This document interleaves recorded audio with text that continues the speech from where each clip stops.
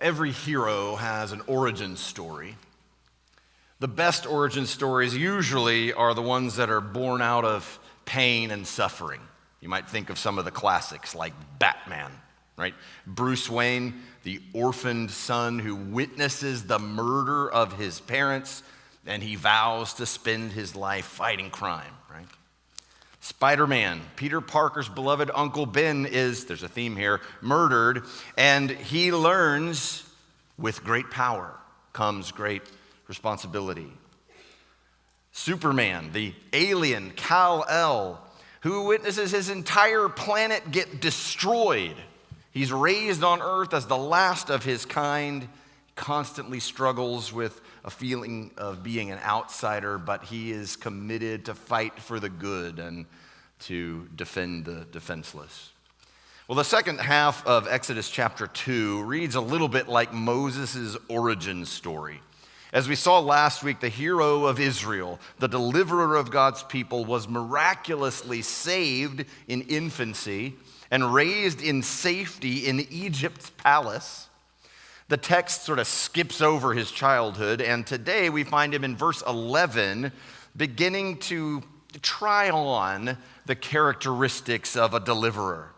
We see him here in the process of becoming the hero of Israel that we know he will one day be. We'll see that story unfold in three big headings that I'll show you on the screen now. The deliverer rejected, the deliverer in exile, and the deliverer at attention. And we'll unfold those one by one as we go. Let's dive right into the first one, the deliverer rejected. This is the first four verses of this passage. Let's look with me at verse 11. We're going to do this kind of slowly, and just so you know, most of our time, the longer portion of our time, is on this one right here. So don't freak out if it's like kind of far into the message and we're still on point one. The other points aren't quite as long, all right? The deliverer rejected. Look at verse 11. One day when Moses had grown up, he went out to his people and looked on their burdens. And he saw an Egyptian beating a Hebrew, one of his people. We're going to pause right there. One day when Moses had grown up. According to Stephen in Acts chapter 7, verse 23, Moses was about 40 years old at this time. In fact, many have divided Moses' life into three stages: his sort of childhood and upbringing in Egypt up to about age 40, and then age 40 to about age 80 in wilderness, and then age 80 to 120 is his deliverance of Israel and his leadership of that nation. So he's about 40 years old when we see him here in verse 11. And he went out to his people. And that's a really important detail. There's something important, I think, going on in Moses' heart at this stage in his life. The verb there for went out is the Hebrew yatzah. And it's the same verb that will be used later repeatedly to speak of Israel's departure from Egypt. Moses, yatzah, went out to his people in the same way that Israel would yatzah, go out from Egypt. So before Israel could go out from Egypt, Moses had to go out from Egypt. The text tells us in verse 11 that Moses made an intentional decision to go out to where the Hebrews were enslaved and working. And it twice calls the Hebrews his people. Now, because of the mysterious providence of God that we read about last week in the beginning of chapter 2, Moses has grown up in the household of Pharaoh, the son of the Egyptian princess, yet all the while aware of his Hebrew heritage because he was raised for several years by his Hebrew mother before he entered Pharaoh's house. So he has this dual identity, kind of a dual citizenship. He's a Hebrew, but he's raised in the royal palace of Egypt as an Egyptian. And now it seems in his heart, Moses has made a key transition. His ultimate loyalties lie with his blood kinsmen, the descendants of Jacob. which is why what he sees when he goes out to his people is such a big deal to him. It says he looked on their burdens, and he saw an Egyptian beating a Hebrew. So Moses goes out to his people, and he looks on their burdens, and he sees the oppression that they are facing, and their burdens become his burdens. The decision Moses makes next will set the course for the next 40 years of his life. Look at verse 12. He looked this way and that, and seeing no one, he struck down the Egyptian and hid him in the sand.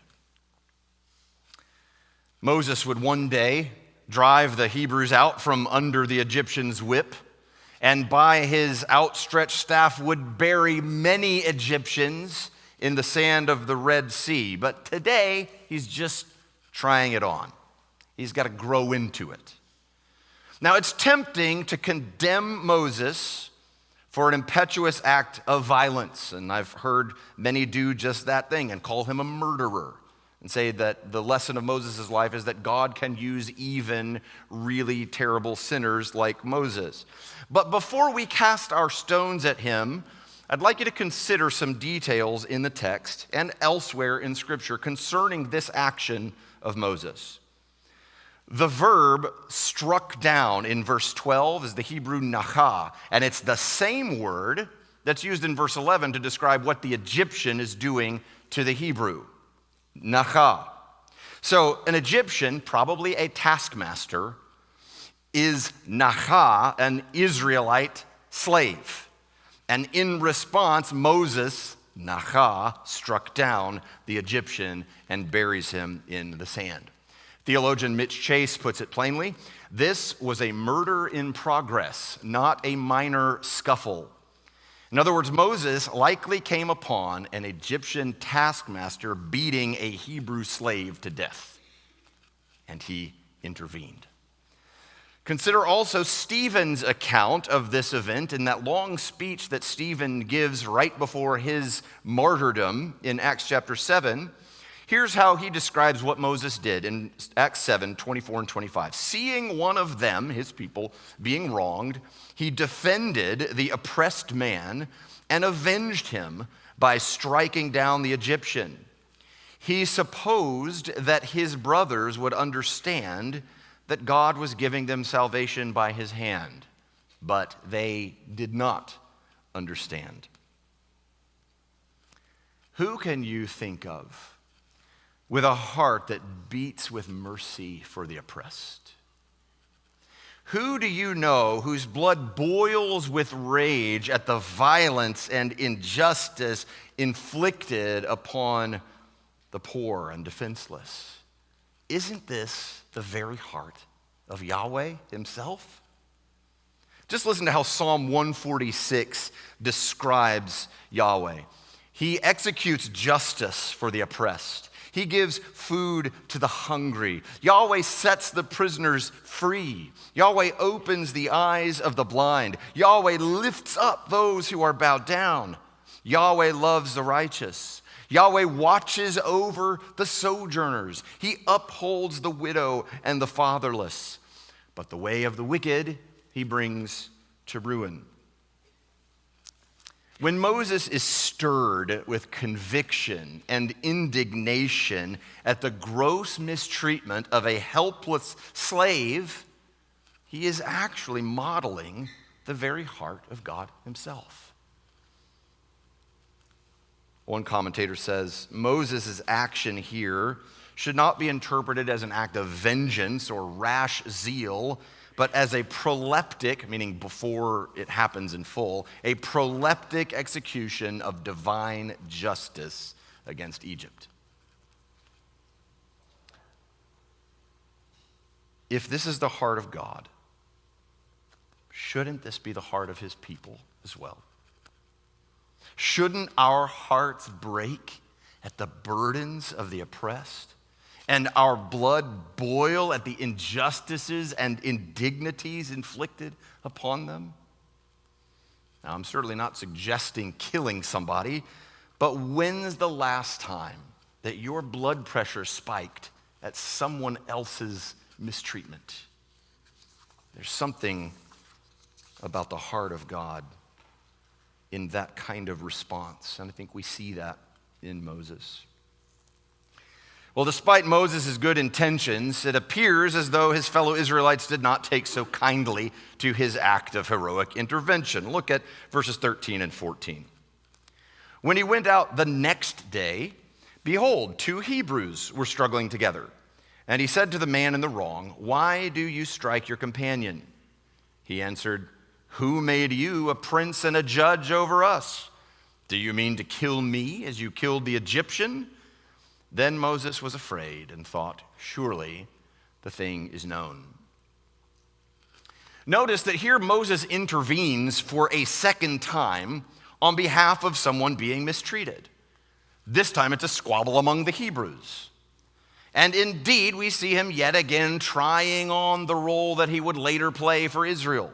After their eventual exodus from Egypt, Moses will be responsible to govern and judge the nation of Israel. And here we see him attempting to quell a controversy among two Israelites. But his intervention is not well received at all. Now, this scene, the day after he killed the Egyptian taskmaster, illustrates a few important things for us. First, Moses' second trip out to where the Hebrews were, the day after his encounter with the Egyptian, may indicate his hope to begin something of a civil rights movement for Hebrew freedom. He's spending time out here now. He's seeking to build some rapport with the Israelite slaves, perhaps hoping that some momentum will grow. And he's probably expecting that his intervention on their behalf a day earlier would have earned him some credibility with them. Alas, as Stephen so eloquently summarized it, they did not understand. But we see Moses here, I think, trying to begin the movement for Hebrew freedom. Second, note, this is the first instance of a recurring pattern in the Torah, the rebellion of God's people, and their rejection of God's leader. Moses will become well acquainted with the gripes of the Israelites. God's provision for them by Moses' hand followed almost immediately by their complaints and opposition, characterizes much of the narrative of the next 4 books of the Bible. And in that way, the Hebrews' inhospitable response to Moses' advocacy points us to an even more important reality to which this scene points our attention. Moses here prefigures a greater deliverer who would come for his people, only to be scorned and rejected. John 1:11 tells us that the Son of God, taking human flesh upon himself and dwelling as a man with men, came to his own, and his own people did not receive him. They said to Jesus, as it were, "Who made you a prince and a judge over us?" And so the chosen deliverer of God's people, entering their world and looking upon their burdens, is scoffed at and ultimately rejected. Oh, how slow we are to welcome God's deliverance when it comes. How blind we are to his daily graces, content to toil under man-made burdens and squabble with our brothers when help is freely offered us in Christ. If you're still laboring under the weight of sin, won't you turn in faith today to Jesus Christ, the deliverer sent by God to redeem you? There is no other name under heaven given among men by which we must be saved. Well, with the rejection of Moses by the Hebrew slaves, word starts to spread about what he did to that Egyptian taskmaster, And the story takes an unexpected turn. And so the second section of the text shows us the deliverer in exile. Look at verse 15. When Pharaoh heard of it, he sought to kill Moses. But Moses fled from Pharaoh and stayed in the land of Midian, and he sat down by a well. Now, we'll pause there for a second. The fact that Pharaoh wants Moses dead is perhaps an indication that he knew of Moses' Hebrew heritage all along and has only tolerated him in his household up to this point for the sake of his daughter. And if that's the case, then surely the striking down of an Egyptian citizen would signal to Pharaoh that Moses' true allegiance is with the Hebrews, and he immediately, therefore, becomes a threat. This will prove, of course, to be a reasonable concern for Pharaoh. Let's read the next paragraph all at once, verses 16 through 22. And I want you to notice we'll see Moses for a third time intervening on behalf of someone mistreated. Look at verse 16. Now the priest of Midian had 7 daughters, and they came and drew water and filled the troughs to water their father's flock. The shepherds came and drove them away, but Moses stood up and saved them and watered their flock. When they came home to their father Reuel, he said, "How is it that you have come home so soon today?" They said, "An Egyptian delivered us out of the hand of the shepherds, and even drew water for us and watered the flock." He said to his daughters, "Then where is he? Why have you left the man? Call him that he may eat bread." And Moses was content to dwell with the man. And he gave Moses his daughter Zipporah. She gave birth to a son, and he called his name Gershom, for he said, "I have been a sojourner in a foreign land."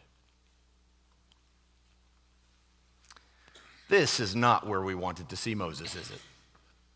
After the incredible events surrounding his birth, his rescue from the Nile by the Egyptian princess, and his eventual decision to cast his lot with the suffering slaves of Israel, it's a sad and surprising twist to find him basically hiding out in the wilderness, a fugitive from Egyptian justice, nursing the wounds of his short-lived attempt at a career as a civil rights leader.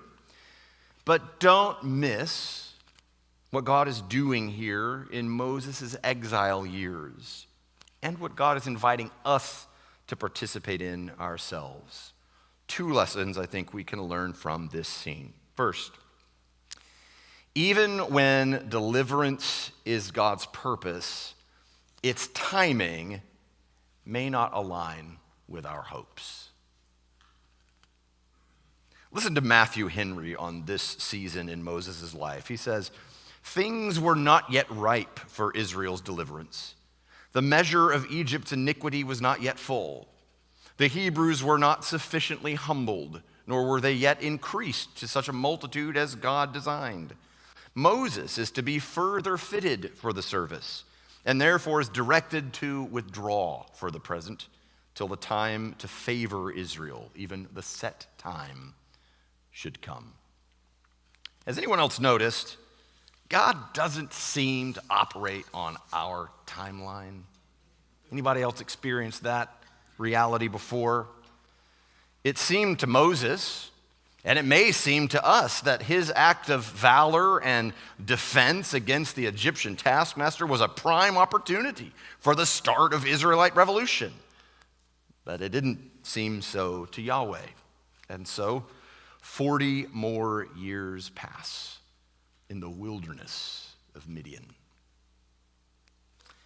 Maybe you find yourself in a Midianite wilderness of your own. Maybe you're waiting for change, for hope, for help, for healing, for peace, for wisdom, for health, for rescue. Don't be afraid, and don't be idle. Seasons of waiting may be seasons of strengthening and preparation. Second lesson I think we can learn from Moses' wilderness wandering here. Sometimes following Jesus means joining him in the wilderness. Sometimes following Jesus means joining him in the wilderness. Consider the totality of Moses' exile here. He settles in Midian, and he marries a Midianite woman, Zipporah. This fact spotlights his complete alienation from his own people. Despite his Hebrew birth, Moses is able to find belonging only among foreigners. Egypt in his upbringing, and Midian in his exile. He names his son Gershom, which means a stranger there. Even his son's name is a constant reminder of his exile from Egypt and his rejection by God's people. But consider, this is the lot that Moses chose for himself, according to the New Testament. In the book of Hebrews, in chapter 11, that famous chapter that details the great acts of faith of all of the heroes of the Bible, Hebrews 11 speaks of Moses' exile in this way. By faith, Moses, when he was grown up, refused to be called the son of Pharaoh's daughter, choosing rather to be mistreated with the people of God than to enjoy the fleeting pleasures of sin. He considered the reproach of Christ greater wealth than the treasures of Egypt, for he was looking to the reward. Here's the point I'm coming around to. Moses' experience in wilderness exile merely echoes and foreshadows Jesus' own exile. Jesus experienced wilderness and exile beyond anything we can imagine. The Bible calls him a man of sorrows and acquainted with grief. He left the glories of heaven for the indignities of life as a man on a fallen planet. He traded the worship of angels for the insults of creatures made from the dirt. He experienced the ultimate exile when he was dragged to a hill outside the city, where he was nailed to a cross, enduring bone-crushing agony and soul-bruising shame for sinners. The 40 days leading up to Easter are a season called Lent, during which we are invited to journey with Jesus through his 40 days of temptation in the wilderness, carrying our guilt, sorrows, burdens, and shame with us, and turning to him in repentance and trust. There's a Lent devotional that's simply called Wilderness that we're providing to you. It will be emailed to you. We had a little bit of technical problems with that this morning, but hopefully later today it'll show up in your inbox. Also got a few copies of it printed out in the lobby for those less tech-savvy members. And I hope you'll take advantage of this resource and choose the reproach of Christ rather than the treasures of Egypt or the fleeting pleasures of sin. So Moses, Israel's deliverer, has been rejected by his own people. He's fled to the wilderness in exile. Let's see how this chapter comes to a close and sets the stage for the real hero to show up on the scene. Excuse me. Let's read verse 23 through 25 together. During those many days, it is the many days of Moses' exile. During those many days, the king of Egypt died, and the people of Israel groaned because of their slavery and cried out for help. Their cry for rescue from slavery came up to God. And God heard their groaning, and God remembered his covenant with Abraham, with Isaac, and with Jacob. God saw the people of Israel, and God knew. That's maybe the best ending to any chapter in the Bible. God knew. After 2 chapters of behind-the-scenes operations, Yahweh finally emerges explicitly in the text. The groans and cries of the oppressed people of Israel make their way to Yahweh's ears, and he purposes in his heart to act on their behalf. You might remember the book of Exodus began with a summary of Jacob's descendants in Egypt and their growth there into a mighty multitude. These verses at the end of chapter 2 create something of a bookend with chapter 1, verses 1 through 7, as a prologue to the book of Exodus, indicating that Israel will be primarily identified not by their bondage in Egypt, but by their covenant with the God of Abraham. What about you? Is your life defined by the shackles of sin and death, or by your covenant with the God of Abraham through faith in Jesus Christ? Like Moses left the prosperity and prestige of Egypt's palace to identify with the Israelites in their suffering, so Christ left the glories of heaven to become like his brothers, to identify with us in our suffering, so that he might ultimately deliver us from our bondage to sin and death.